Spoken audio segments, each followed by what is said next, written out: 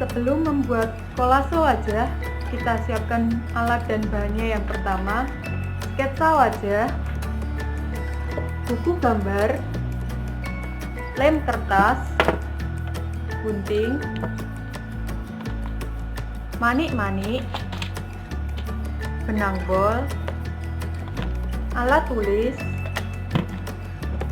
krayon, lem pop, cat akrilik, dan kertas emas. Langkah yang pertama yaitu potong sketsa wajah sesuai dengan pola.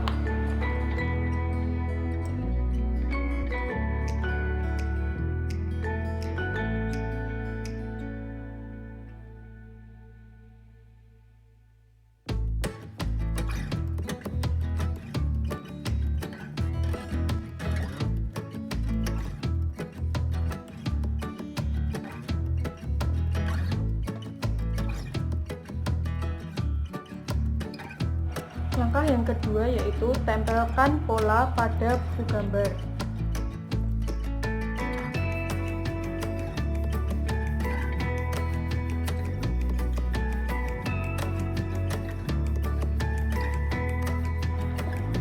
Selanjutnya yaitu buat pola pada gambar yang telah ditempelkan sesuai yang diinginkan.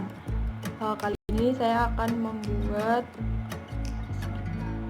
kolase wajah wanita Bali.